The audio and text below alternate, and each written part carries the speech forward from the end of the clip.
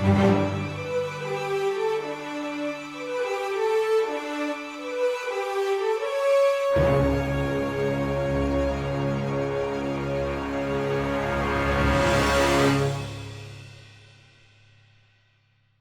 everyone, welcome back to the TJOmega channel for day 1744 of our daily content grind. We are going to tell a few more stories from the toy shop.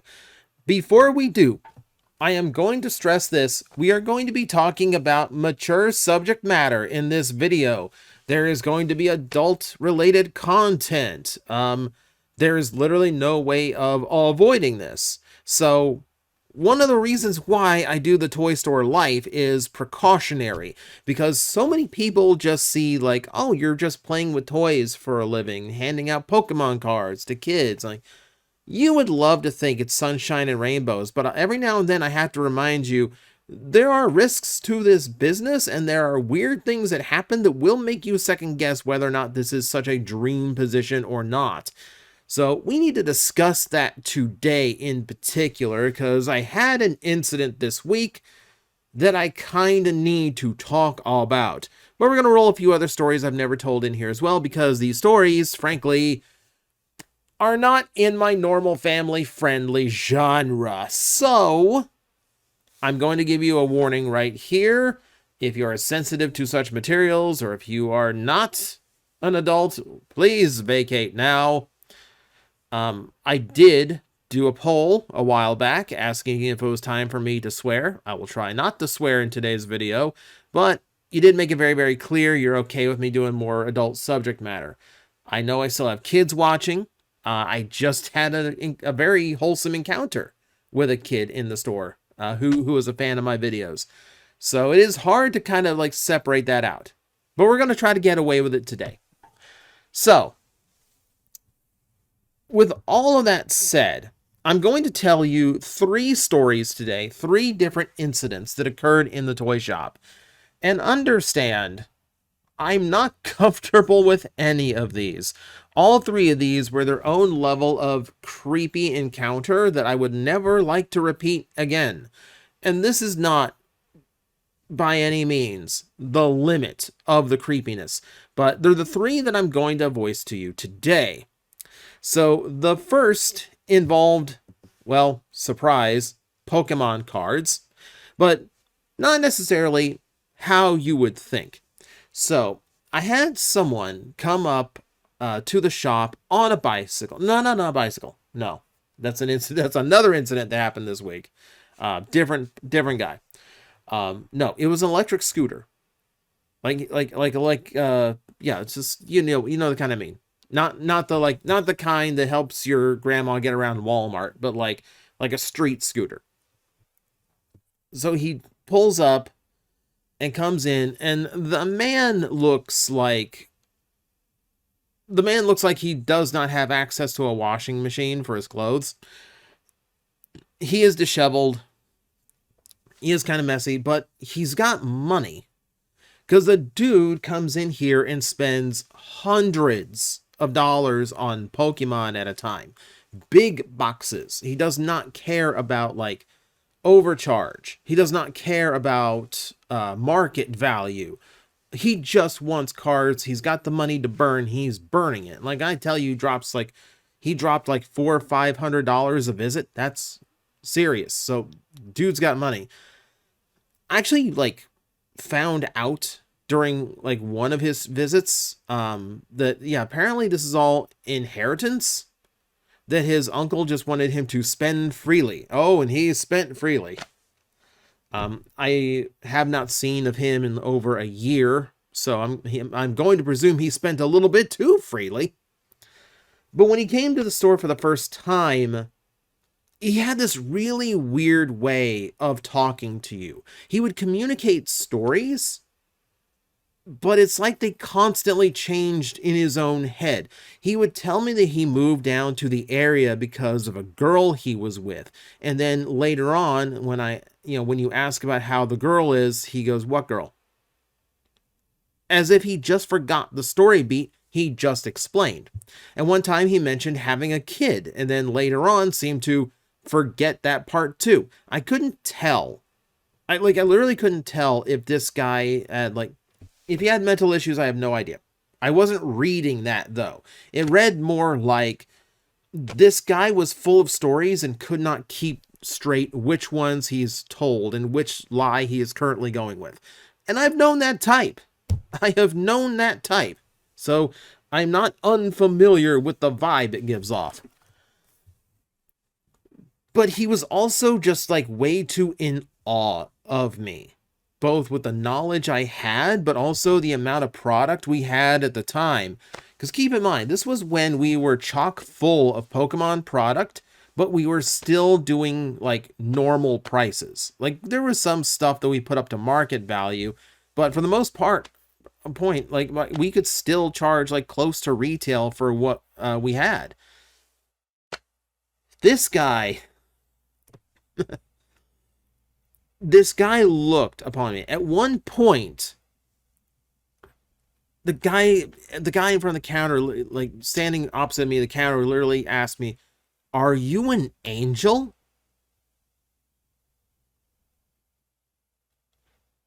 Not figurative because I'm so nice. Literal, biblical angel sent from Jesus to give him the Pokemon cards he wanted. Dude's a little lost. And the whole kind of vibe that he gives off, the whole conversation he has the whole time he's in here, has that feeling to it of just the constant space case who's not quite existing in the same reality as everybody else. But he has this ridiculous amount of money he was happy to give off. His dream that he kept telling me about was to open up his own store and start his own grading service. That was his idea. To come buy Pokemon product at retail or market value, open it all up, sell the individual cards at his own card store where he has his own grading service. At one point, he came back into the store and gave me one of his graded Pokemon cards. It was just a standard promo Pikachu, nothing valuable, but he has it as a Gem Mint 10 with his little label. Keep in mind, this was one of those top loaders with an upper lip on the back side of it that he has stuck a label onto that he printed out on an inkjet printer and it just shows Wingding logo. There's no even drawn logo. This was out of a text program. He made the logo. And he genuinely gave it to me thinking this is going to be super valuable someday. He thought he was doing me a favor and that his grading service was just going to be the standard someday. And you know what? All the power to him if he's pursuing his dream, but also it's a little lofty and not the right approach to go about it, mind you. But he was super weird every time he came in. And like I said, I have not seen him in over a year.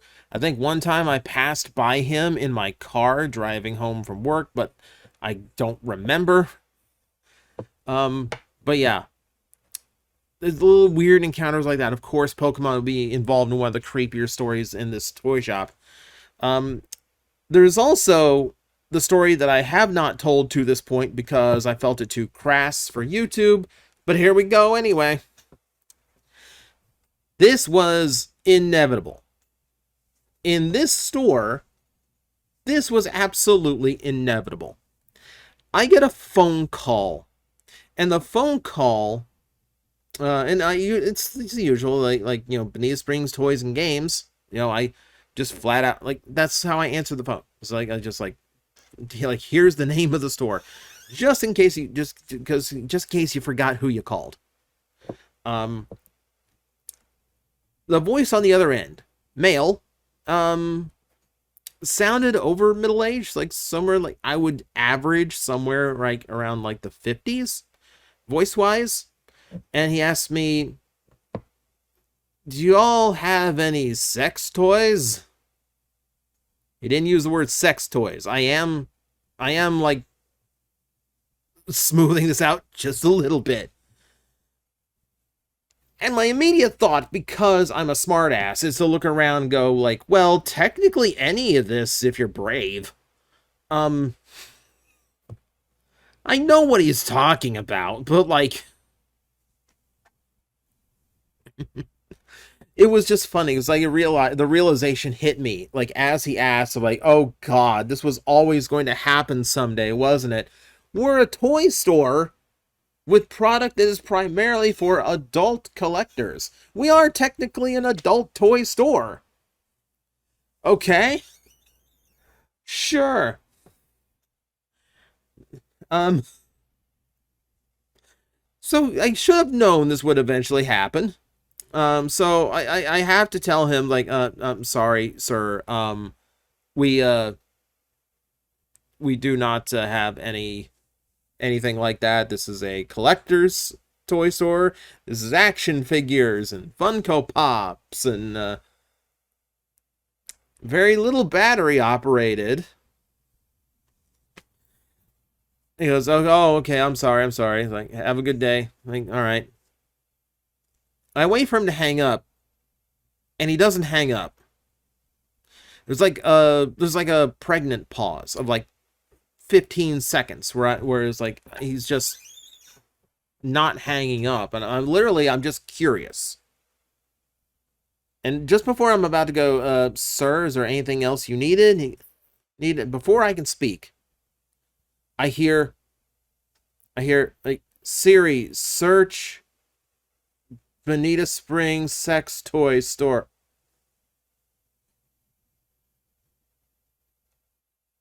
He didn't hang up the phone.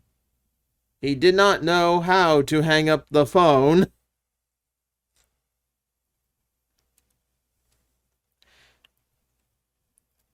And then about, I'll give another 10 seconds of me in stunned shock before another male voice, slightly younger, speaks up. I don't think there is one. Boop. Hang up. Okay. So, what happened here was just two guys out on a night to, like, trying to spice up the night, apparently. One guy driving hands the other guy the phone and says, like, call this shop, see if they're like the right kind of store, and thus we get that situation. But like in my head, I'm like, oh God, I just ruined the night of a middle-aged gay couple. I feel terrible now. They're just out looking for a little bit of extra spice tonight. No, I don't have anything for you. How creative are you? How creative are you?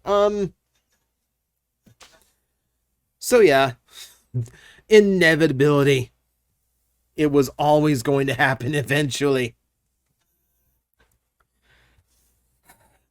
And I have to put that story in here to have a little bit of levity before we get to the recent story. And if you've been watching me on Blue Sky, you will have an idea of how this story went, because I've already kind of explained it there. This week, I had a man come in who is new to the area. It's always someone, it's like whenever someone truly weird comes in, it's always someone who's new to the area. And the guy is immediately creeping me out a little bit. For starters, he has called me nothing but bro since he walked into the store. Okay? Now, I'm friendly with customers, and there's a few that are regulars who, yeah, like, I like talking to, like, if this was another scenario or setting, like, yeah, like, I'd probably make friends with these people. But, even they keep to this, like, professional decorum of, like, they're just a customer here talking to an employee they happen to get along with. This guy was immediately like, I'm, like, you are my bro. And every time in my brain is like, I ain't your bro. I ain't your bro. And as I found out more about the guy, that got louder and louder. He's in the store because he's got a stop motion series on YouTube and he needs chicks. At no point does he refer to any female character as anything but chick. Does not refer to any female as anything but chick the entire time. It's not the only trace of misogyny that he was giving off, but that's the one I will describe to you, just at least to say the least. It wasn't the only thing. So the guy is already setting off a ton of red flags, and he will not shut up the whole time he's in the store. I'm used to customers who are like chatty, but typically they're like chatting with me. This guy was chatting at me. He just wanted someone to talk at. And he wanted to talk about all the stuff that he was working on and all the characters in his series. Like, I don't care about your series, dude. I don't care about your series. Like, do you want to see a clip of it? I guess I have to be positive. Like, I have to say the nice thing because I'm on the clock. This is my job. So, okay, I watched along this guy's show, and like, the first clip he sends me is not that bad. Like, there's like actual like stop motion animation to it, you know, and like, there's actual effort going in. It's not that funny, but I can see where the effort is put into it at the very least. He's customized the figures, the set's all original, so I'll give him all that.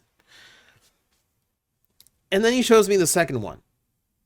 He goes like, oh wait, that's just like a little loop clip. Here, let me show you like a full thing.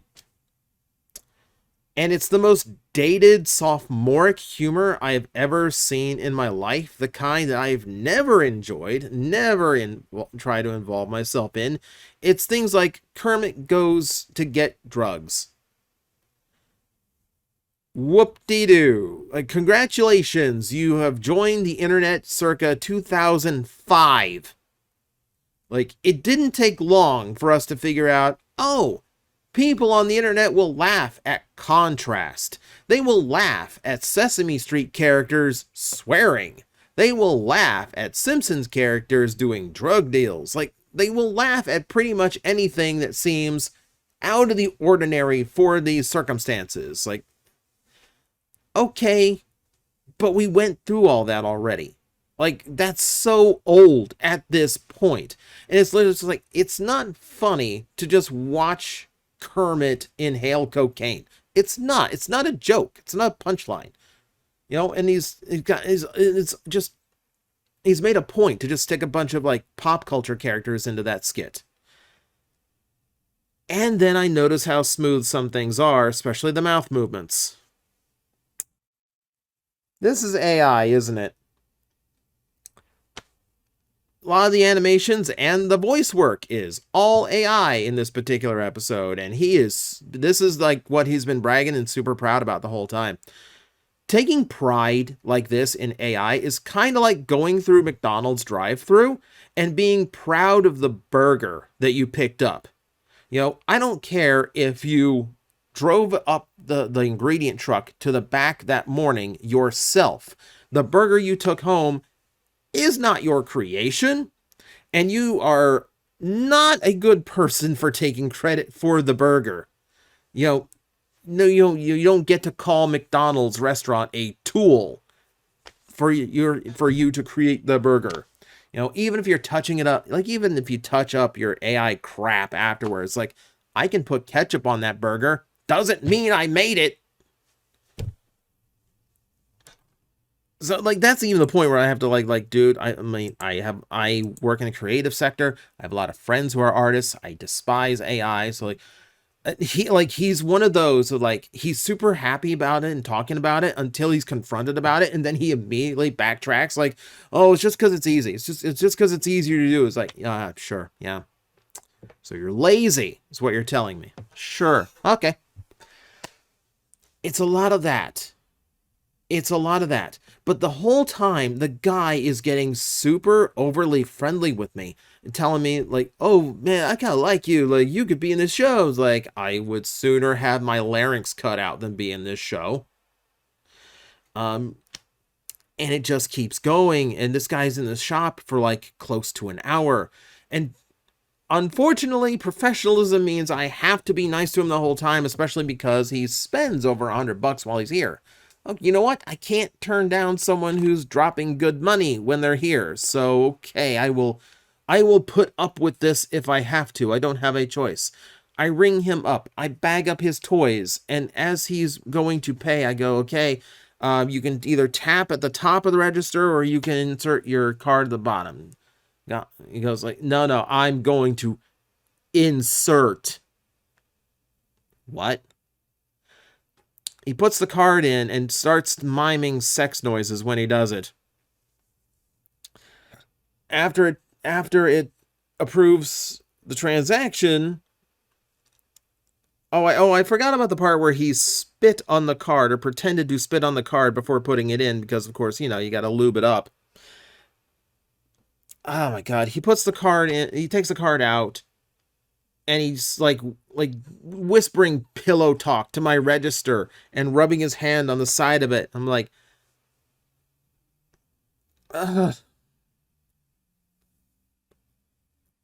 you're on a federal list for something, aren't you? It was the creepiest thing I've ever seen someone do.